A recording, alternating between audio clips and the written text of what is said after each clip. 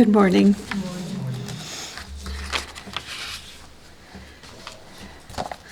Well, first, let me welcome you this morning as we launch into the year 2020. I found an interesting tidbit of information, probably called trivia, where we should not shorten the number 2020. Have you all read that? So I'm going to try that. Interesting, huh? Because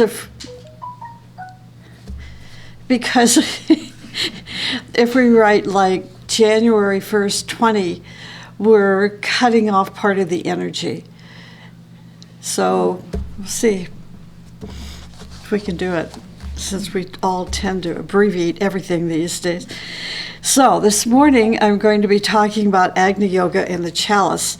This is a fairly long talk. I know I won't be able to cover everything, but hopefully enough that you'll place more of a value on who you are and what you carry with you, and how it is through the chalice that we communicate with not only one another, but greater chalices like the chalice of Christ, the chalice of the planetary logos, the chalice called the cosmic magnet.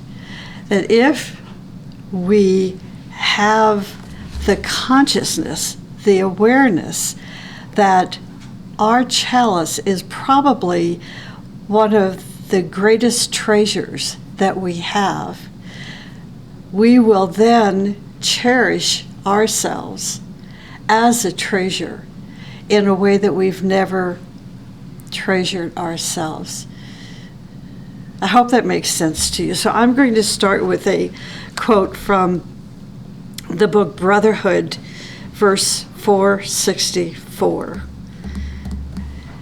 The chalice, just as the heart, is especially close to the concept of brotherhood. The chalice is the repository of everything loved and precious. Sometimes much that has been gathered into the chalice remains concealed for entire lives. But if the concept of brotherhood has been impressed upon the chalice, it will resound in both joy and yearning in all lives. To people who are cognizant of it, even in an hour of difficulty and clash, the concept of brotherhood will be a saving factor. Again, that's from the book Brotherhood, verse 464. The chalice, as it is understood in Agni Yoga, is made of pure and higher etheric matter. Now, what I'm going to be doing today is trying to broaden our understanding, and let's call it, of the science of the chalice, so that it's not legendary, it's not a fairy tale, it's not something that belongs to somebody else, but is part of who we are. And so the way of this group actually is to value education. So this is pretty much like a educational lecture this morning to teach us more about the chalice. So I'll be talking about what it is made of. It's not until the end of the talk that I really specifically get into how to build the chalice, which I probably won't get to this morning. But I think that you're going to glean enough from this morning's talk to realize that you have a chalice and it is a treasure. And this treasury is part of you, which makes you a treasure. That's the most important. And that's going to help you respect yourself more and respect your coworkers more. So, it is made of higher etheric matter. It is not only a container, as we might imagine, but it's also a device to communicate with the higher worlds. The chalice is a device to communicate with the higher worlds. It's also a device in which we communicate with all systems within the human constitution. As the Master says, it is the repository of everything loved and precious. A human being has his chalice or her chalice in the higher mental body. Now, what is understood as higher ethers? Higher ethers are, in the teaching, also sometimes called cosmic ethers. Ethers which form the body of the planetary logos. Higher ethers are the ethers which form the etheric body of the planetary logos. These ethers are called the Buddhic, which is the fourth. We're going 4, 3, 2, 1. It ascends. The Buddhic, which is the fourth cosmic ether. The Atmic is the third cosmic ether. The Monadic is the second cosmic ether. And the Divine is the first cosmic ether. So the planetary logos is made of these cosmic ethers. And it is the chalice which puts us in contact with the planetary logos.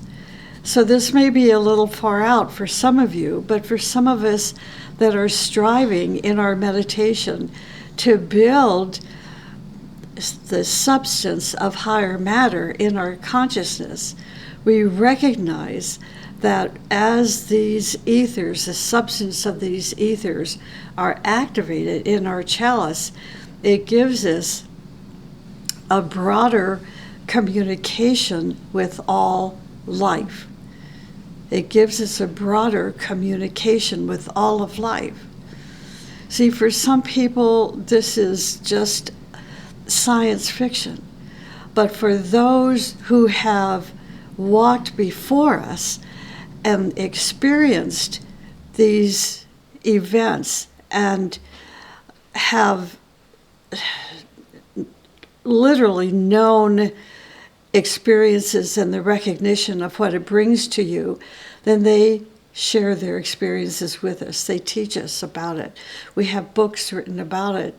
So that excites our higher mind. It inspires our chalice to become more of who we have the potential of being. So it's no longer something that somebody else can do, but this is an experience that as we strive to move toward that experience is going to be possible for all of us.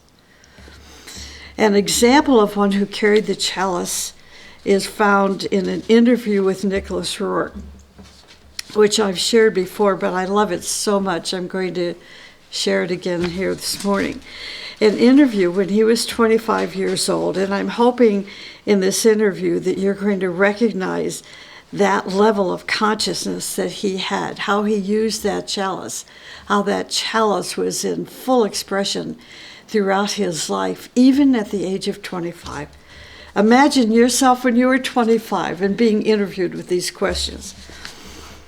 Question, what is your favorite virtue? His answer, tirelessness. Imagine at 25.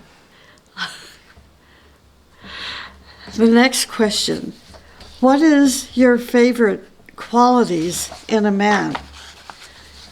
Roerch said, talent and a defined goal. Talent and a defined goal.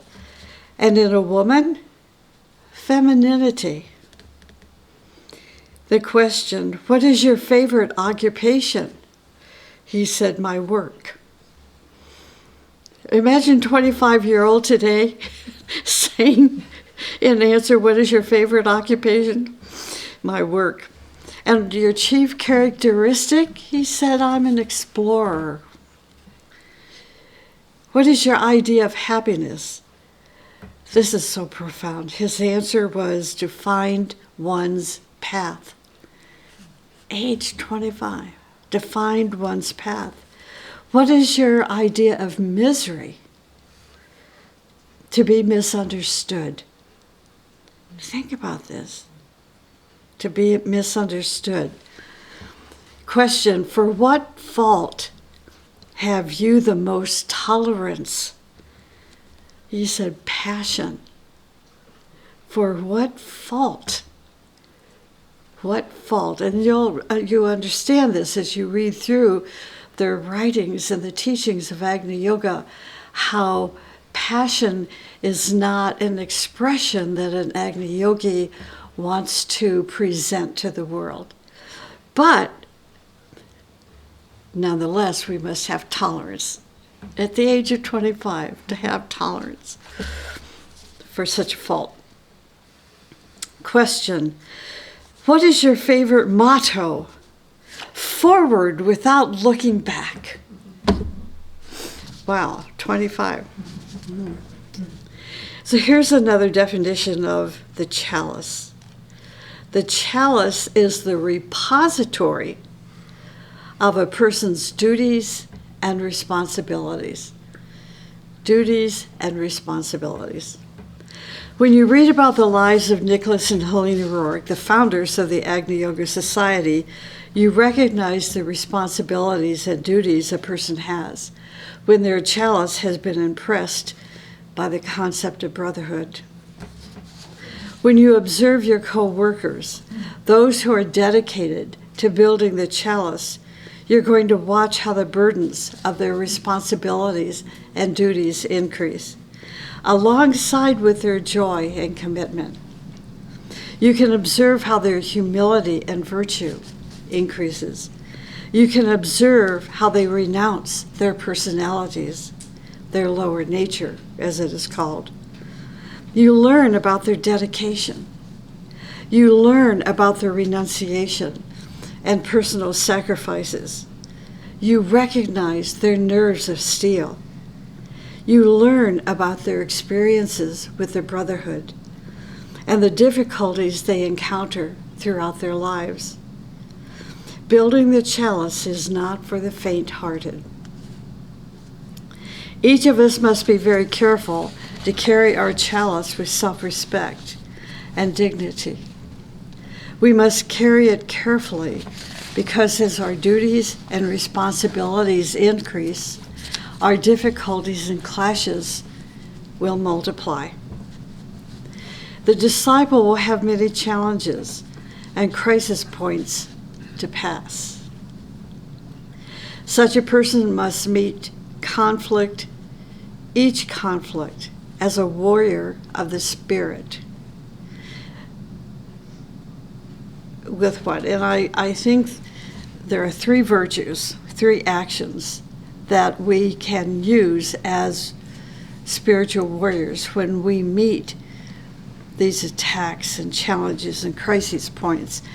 One is to be steadfast, two is to be daring, and three, powerful, spiritually powerful. Because of their strenuous preparation and striving, all cracks in the disciple's nature will be sealed, and not one precious drop of energy will be wasted on self-pity, on anger, on doubt, on fear. The chalice will be held upright because it contains the most sacred accumulations of precious jewels in the kingdom. We're not striving to imitate others. We're striving to become the expression of the true self. If you try to imitate those with loud voices, those who dress strangely, those who seem to go against the pulse of humanity or life, you're taking on layers and layers and layers of the not self. You're born into a family that's controlling. Dad says, you must behave this way. Mom says, this is what you must be. These layers begin to accumulate until you are so lost in confusion and chaos about who you are, you begin to imitate someone that is not you. So think about this. What does it mean to be yourself? That capital S self. Try to find it and then become it, so that you don't imitate things and people and objects that you are not. The chalice holds all of our good thoughts, good emotions, and good actions.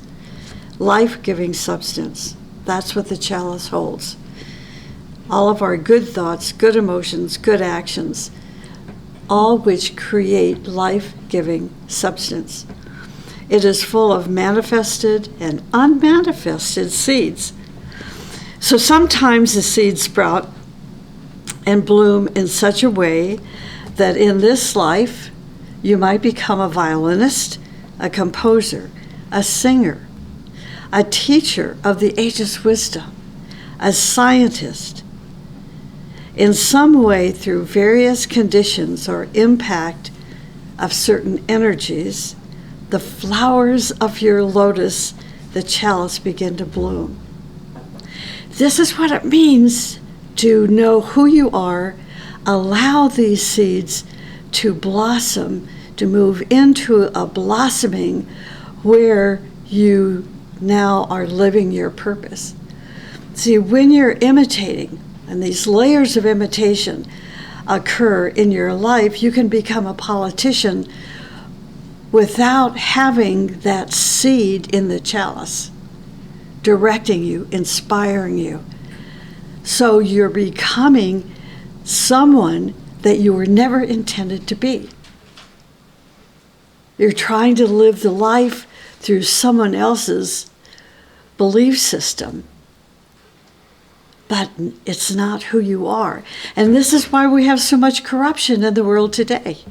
I truly believe this.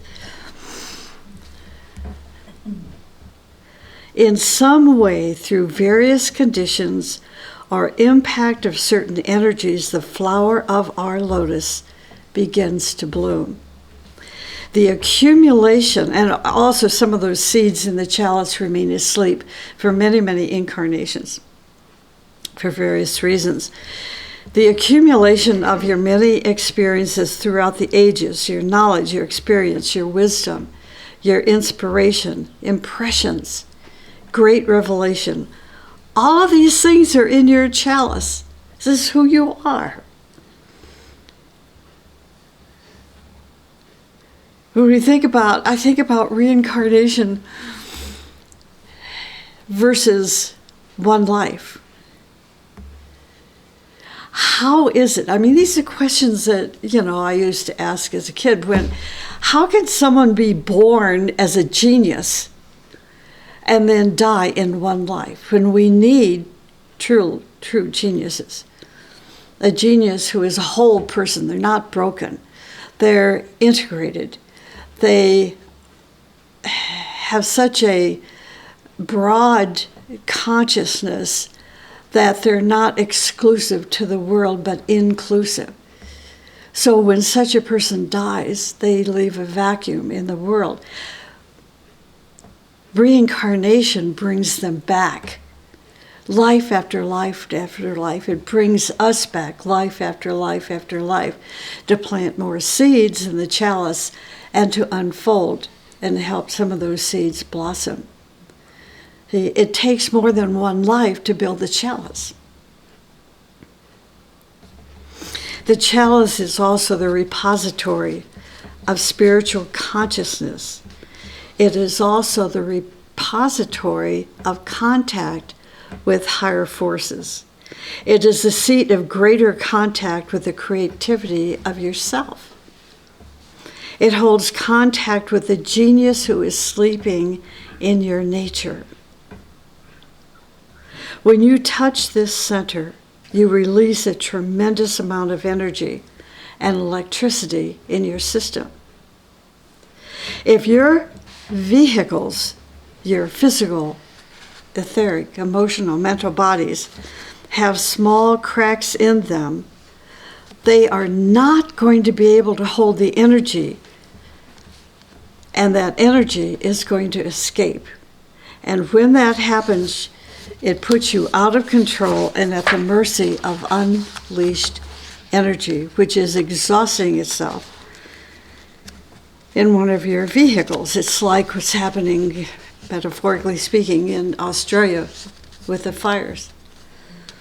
See, when Agni Yoga is so focused on helping us understand what the fire is and the fire of the spirit is, and how to purify ourselves and let that fire become a transforming agent. If we're not prepared, if we bring this same body in, life after life after life after life, we're not going anywhere.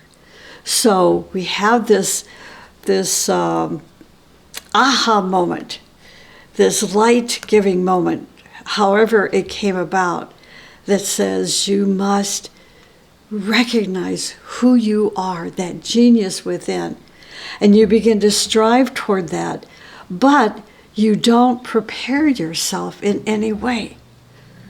Preparation for us means meditation, daily meditation, striving. Begin to practice the virtues. Begin to incorporate the principles in your life, so when these seeds in the chalice blossom and the energy is released and comes into your vehicles, there will not be any leaks. This is why we are told in the process of meditation, like our meditation courses will give you an instruction, only meditate for 5 minutes. This is why. In the beginning years of meditation, don't meditate more than 5 minutes, because you are activating the seeds, those seeds that are going to help you live the purpose of your life. So as these seeds develop, they then create a stream of energy that circulates through the physical, etheric, emotional, mental bodies. And if we are not gradiently progressing, then it is like hurricane force winds, hurricane force energies that come through our body, and we explode. So there's a science to building the chalice and using the seeds of the chalice to help us progress and move forward life after life after life, so we don't get stuck. There's a verse in the book Supermundane where the master is talking to those who want to build the chalice, about those who want to serve hierarchy and humanity. He warns us that those who are building the chalice and will carry the chalice will be severely tested. And this is what he says: each one who wishes to serve us knows that he will have to endure the assaults of darkness. In words, everyone is ready to do this, but in deeds, will try to avoid it. Does no one realize that every deviation lengthens his path? Combat with darkness is unavoidable, and the waves of chaos will engulf bold fighters. Let them learn first about the difficulties of the journey and clearly understand the fight with darkness. Let them not hope to avoid it. Let them not hope to avoid it. The path to joy cannot be easy. There will, however, also be joy. Master M is warning us here that there are dangers in building the chalice, that it takes heroes to build the chalice. The more you want to be good, you find out the more people become ugly towards you. The more you become harmless, people try to be more harmful toward you. The more you forgive, the more they hate you. However, this is the friction. This is so interesting. This is the friction that will help us to create the blossoming of our chalice. When you review your life and you think about these experiences, you'll recognize how true and valuable this truth is toward building ourselves with through a spiritual base, the chalice. So challenges help our chalice to be constructed. Grace is related to the chalice. Our spiritual bank account, then, is our chalice. 1 minute you see you're going to die, the next minute you are alive. Literally, this is not just a hocus pocus kind of a statement. When you go through that and you see you are seconds from dying, and then the next second you're still here. That's your chalice protecting you. Your chalice paid your debt. Sometimes you have a strong need for a question to be answered. What to do? Should I do this or should I do that? The chalice will give you hints. All of these experiences are defined as grace. So the nice thing about this spiritual bank account is that in essence, we never lose it. If it pays in other words, if it pays one of your debts, your chalice does not decrease. The chalice always accumulates, but there is one danger. And that danger is when the records of your evil deeds increase in your permanent atoms more than your bank. When your evil deeds increase in your permanent atoms more than your bank, your chalice may not be able to rescue you. As you build the chalice, you become more beautiful. To build your chalice requires getting rid of your ego. We can't get away from it. I mean, it seems like in every talk there is something about the ego. Throw your ego into the ocean. Torquem wrote a song, throw your ego into the ocean and let it melt away.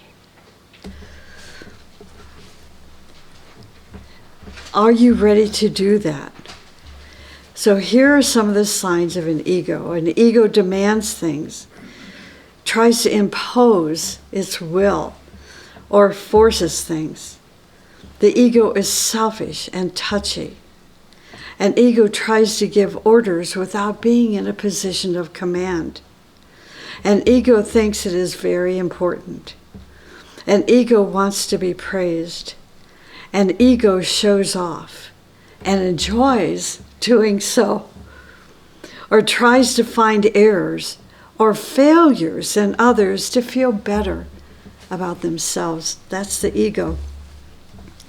Vanity. This is another character trait that we must get rid of to build the chalice. We are told that those who have vanity are better off to stay away from the teaching. That's powerful. Well, first thing it tells me is you're not going to find thousands of people on the path of this teaching. Why? Because vanity is a contagious disease today. And it is found in people who are trying to imitate those that have no relationship to the seeds in their chalice.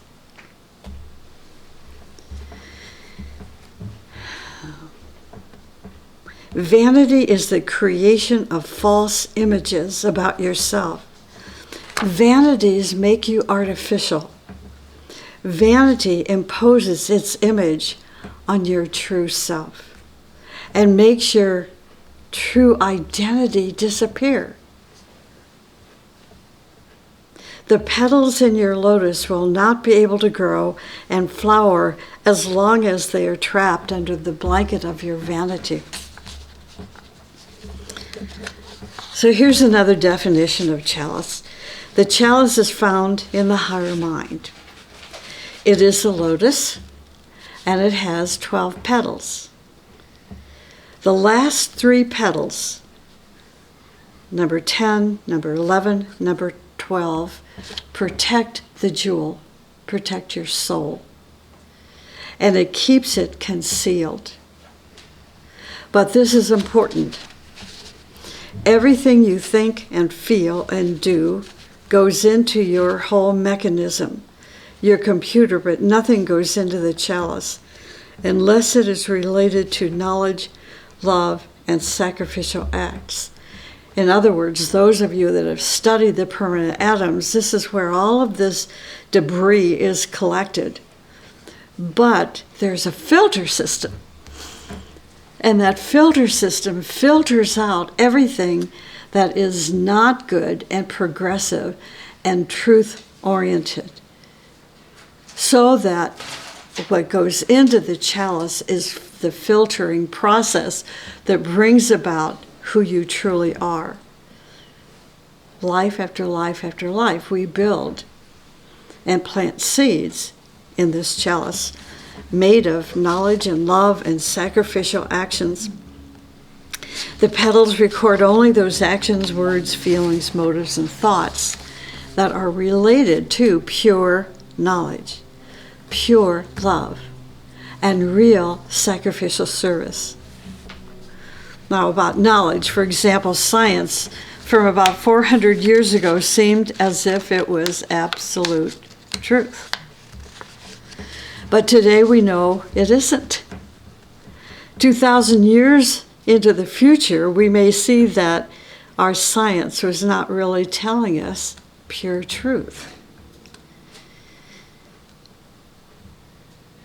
But it's a bridge.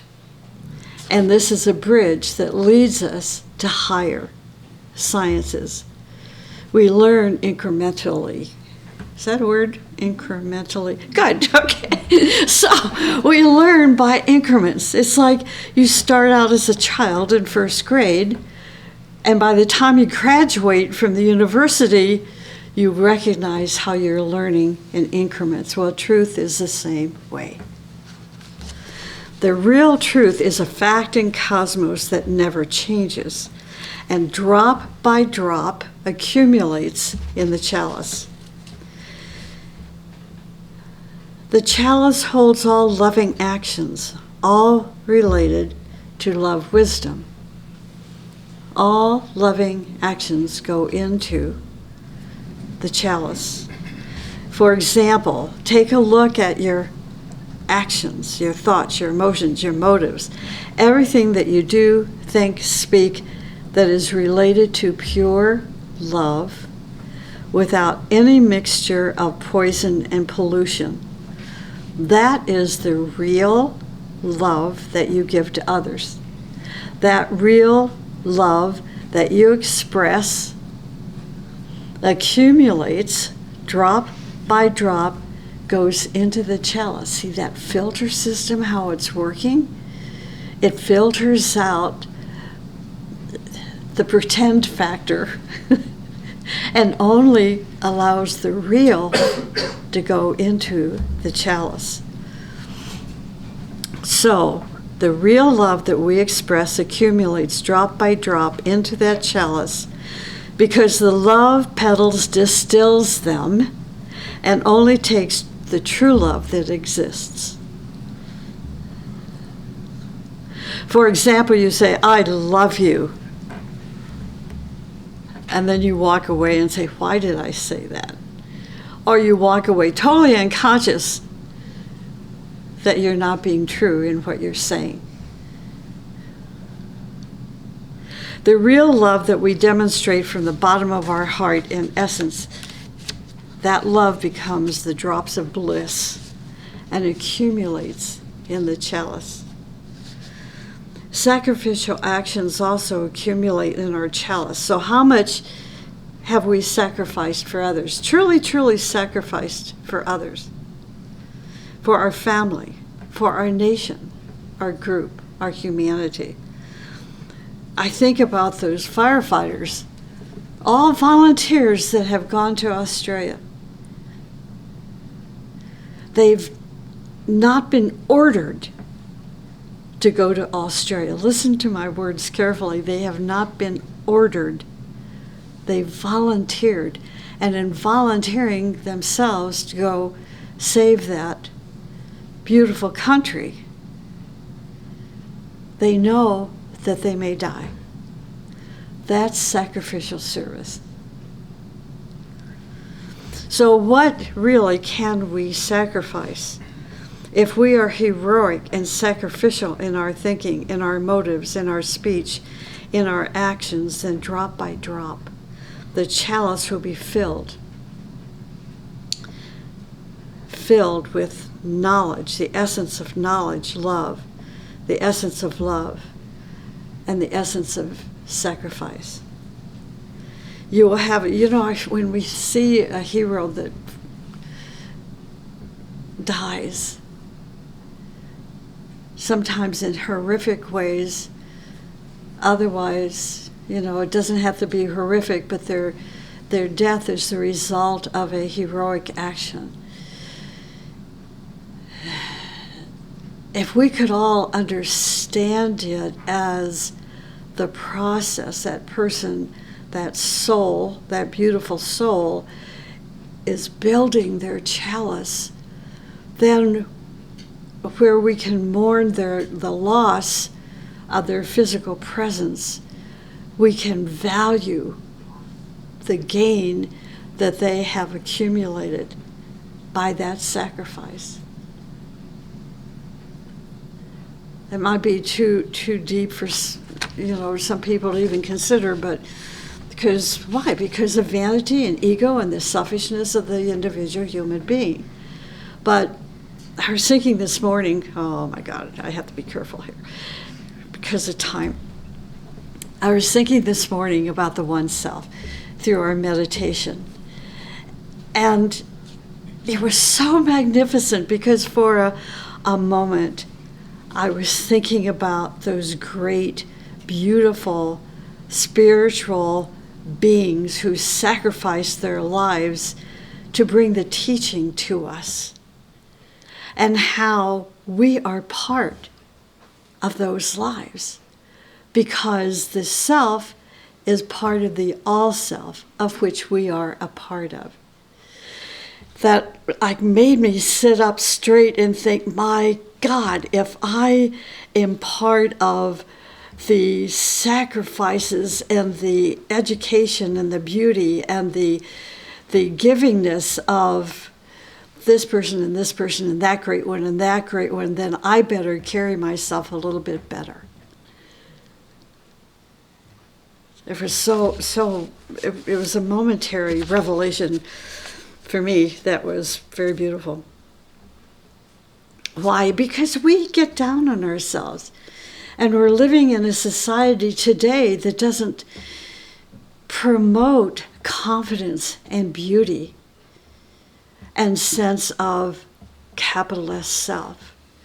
So as we go through our life and experience these challenges and crises and difficulties, if we are not aligned to the truth and the perfection and the beauty of the capital S self, then we diminish, our thinking diminishes who we see ourselves as.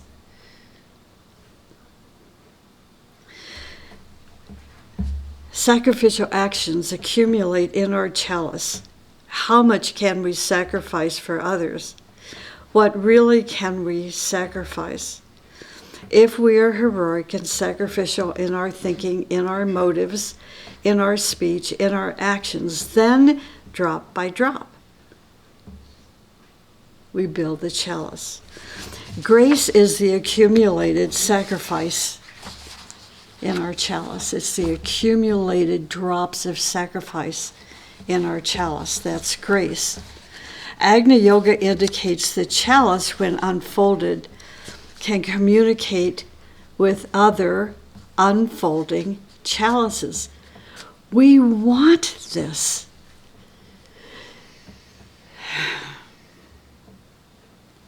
Why?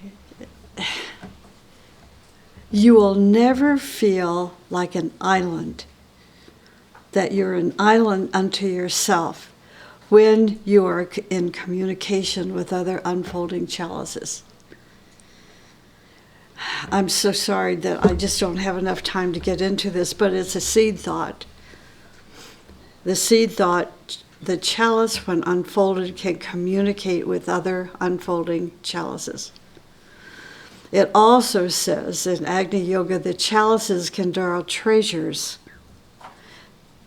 Chalices can draw treasures from other chalices and use them for the service of humanity. We see evidence of this truth within the group life.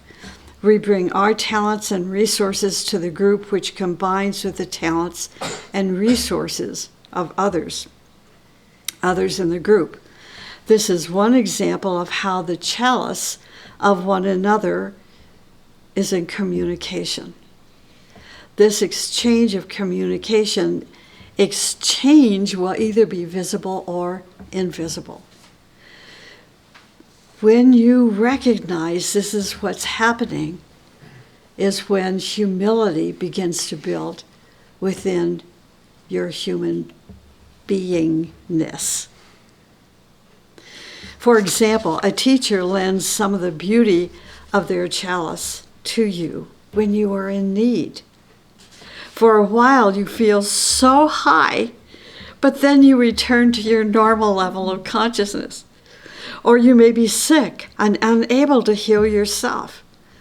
If your life is deserving and your karma allows it, a teacher can send you a ray from their chalice to help you heal. We give freely of our talents and resources to one another and to the group, which builds the treasury of the group and groups. For those who are sensitive to the group chalice, they can draw from that chalice to increase their love and knowledge and power, which will strengthen their own hands and feet for a group and for humanitarian service, for group service and humanitarian service. If you are only living for yourself, you will not have these experiences. The teacher shares the treasury with the students and disciples in the group, just as the Kohans give their treasury to the masters, who in turn loan their treasury of knowledge and love and power to their ashrams. Ashrams found on different planes of consciousness, from the astral to the Buddhic plane. You see how it's like this network of activity, of communication, of love and knowledge and sacrificial service that's going on. It's so incredibly beautiful. And that's why when somebody says, I've done this myself, you know they're not part of the network. It is, okay, I'm going to try to, I think I can end. This is exactly where I knew I was going to, okay. Interesting. It is not uncommon to see a person with power, with knowledge, with talents, and so forth, spill their chalice. How do people spill their chalice? I'm still learning about this because it seems so foreign to me. So it requires study through observation. We're told in the teachings that a person spills their chalice by having a big ego and vanity. Because of their power, their money, their this and that, they puff themselves up like a blowfish and eventually become a slave to those things, a slave to their money, a slave to their position, a slave to their self-importance. When this happens, the person loses contact with the ray of beauty, and eventually over time they become manipulating, intimidating, and they begin to exploit others. They no longer stand for the unifying Christ principle, which is the principle of love. When these things happen, it is then they have spilled the seeds of their chalice. And what is the effect of spilling your chalice? It means that that person will have to go through several lifetimes of suffering, pain, increasing dedicated service and sacrifice in order to build their chalice again. So if you think that you've devoted your entire life sacrificially, it may be because you spilled the chalice. I'm sorry to say that, but it's the way it is. So we don't puff up that little puffer part of ourself called the ego. To think, I gave my entire life to this. Maybe it was a good thing because you're in the process of rebuilding the chalice. Spilling the seeds of the chalice is serious to a person who is on the evolutionary path. In extreme situations, we can lose what we accumulate because we wasted what we gave to the chalice through extreme misuse. Misuse is to go against the evolutionary forces. In New Era Community, verse 74, it says, we must uplift our chalice. We must uplift our chalice. This means we must not hide our light and love and beauty from others. But we demonstrate it through our work. We demonstrate it through our relationships. We demonstrate it in our labor as a means of reflecting hierarchy and the other worlds. So if you recognize that your talent, your resources are from the chalice, then is it not your duty to protect it and to manifest it in the most righteous way? Is it not your duty to protect the treasures which blossom forth through you and to others? Nicholas Roerich wrote, it has been repeatedly inscribed. It has been repeatedly inscribed on the scrolls of command that a spiritual garden is in daily need of some watering as a garden of flowers. He wrote, if we still consider flowers as precious adornments of our life, then how much more must we remember and prescribe to the creative values of the Spirit which surrounds us? And that's from the book Realm of Light. He also said, let us then with untiring, eternal vigilance benevolently mark the manifestations of our co-workers, and let us strive in every possible way to ease the path of heroic achievement. The treasury of our chalice, the chalice of the group, the chalice of the teaching must be cared for in the most benevolent of conditions. How do we do this? by advancing the standard of our life and advancing the standard of the group life, by continuing on the work of our self-sacrificing teachers and sowing their seeds. That's how we create the most benevolent conditions. So I'm going to end there.